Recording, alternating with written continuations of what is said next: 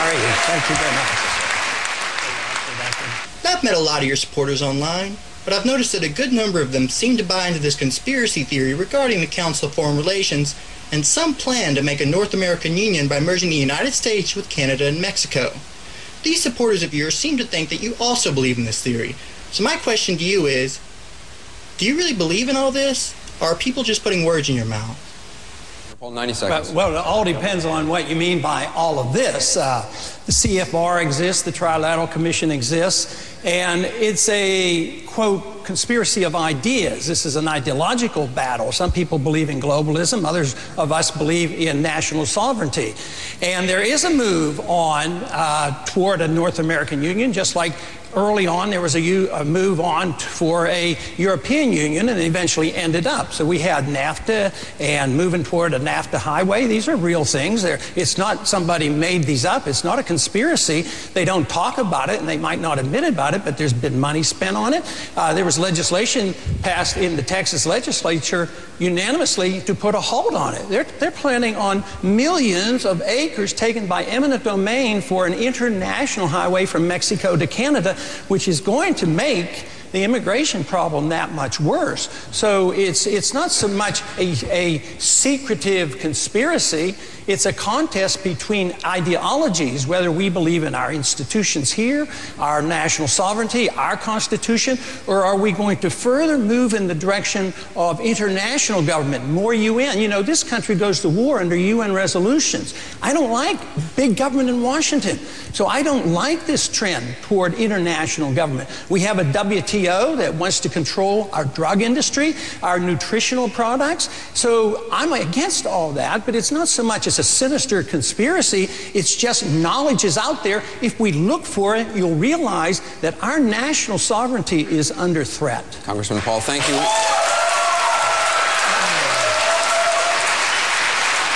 We've got a question. Yes, and I would like to state that the statement earlier made that we all went to Washington to change Washington and Washington changed us. I don't think that applies to me. Washington did not change me. I would like to change Washington, and we could by cutting 3 programs such as the Department of Education. Ronald Reagan used to talk about that. Department of Energy, Department of Homeland Security is the biggest bureaucracy we ever had.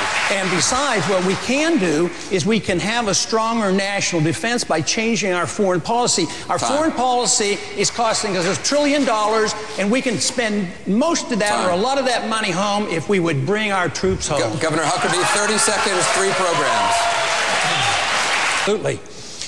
The real question you have to ask is, why do I get the most money from active duty officers, military personnel? So what John is saying is just totally distorted. He doesn't even understand the difference between non-intervention and isolationism. I'm not an isolationist. I want to trade with people, talk with people, travel, but I don't want to send our troops overseas using force to tell them how to live. We would object to it here, and they're going to object to us over there. All right, we will have a lot more on Iraq coming up. You know, it's not a federal function to determine the penalties for a crime of abortion if it's illegal in a state. It's up to the state, it's up to the juries.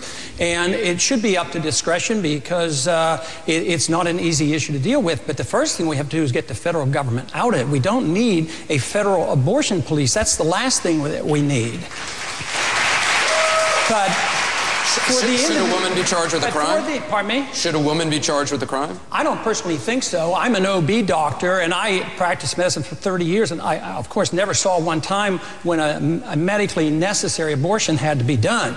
But so I think it certainly is a crime, but I also understand the difficulties. I think when you're talking about 3rd trimester deliberate abortion and partial birth abortions, I mean, there has to be a criminal penalty for the person that's committing that crime, but I really think it's the person who commits the crime, and I think that is the abortionist. So you're saying a doctor should be punished. What sort of punishment should they get? Well, I think it's up to the states. I'm not in the state. I'm not running for governor, and I think it's different, and I don't think it should be all 50 states the same way. So I don't think that should be up to the president to decide that. Yeah. The best commitment we can make to the Iraqi people is to give them their country back. That's the most important thing that we can do. Already, part of their country has been taken back. In the South, they claim the surge has worked, but the surge really hasn't worked. There's less violence, but al-Sadr has essentially won in the South. The British are leaving. The brigade of al-Sadr now is in charge, so they are getting their country back. They're in charge up north. The people in the north are in charge as well, and there's no violence up there or nearly as much. So let the people have their country back again.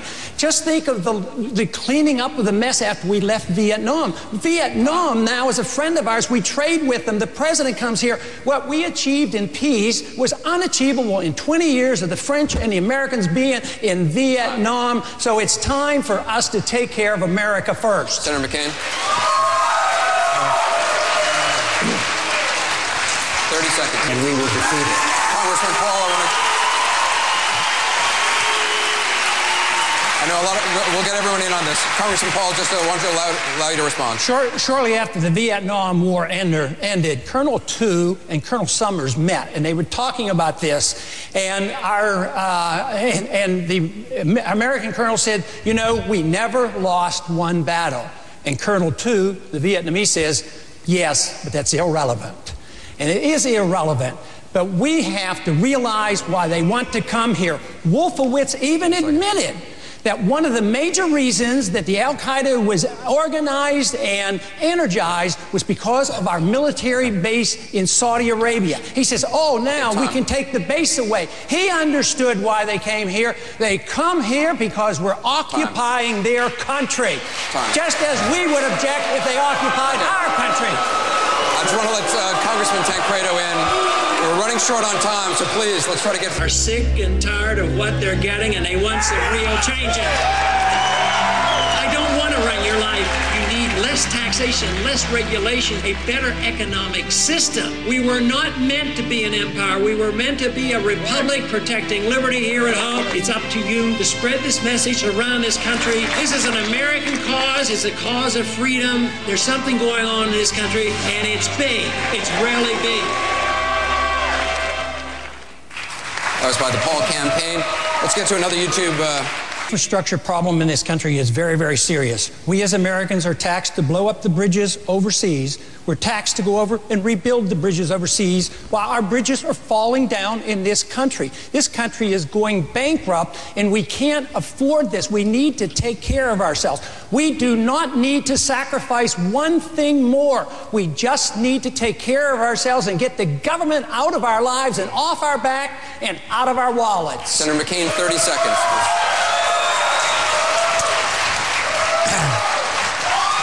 Krause, Davenport, Iowa. This question is for Ron Paul. Mr. Paul, I think we both know that the Republican Party is never going to give you the nomination. But I'm hoping that you're crazy like a fox like that, and you're using this exposure to propel yourself into an independent run. My question is for Ron Paul. Mr. Paul, are you going to let America down by not running as an independent? Thank you. Now that's what I call a tough question, because I have no intention of doing this. I am a Republican. I have won 10 times as a Republican, and we're doing quite well. We had 5,000 people show up at a rally in front of the Independence Hall with blacks and Hispanics and a cross-section of this country. Do you know that we raised $4.3 million in one day without spending 1 cent? We didn't even pay an individual to go out, and they weren't professional fundraisers. It came in here. It was automatic. We're struggling to figure out how to spend the money. This country is in a revolution. They're sick and tired of what they're getting, and I happen to be lucky enough to be part of it. I'll take that as a no. Okay. Unfortunately, this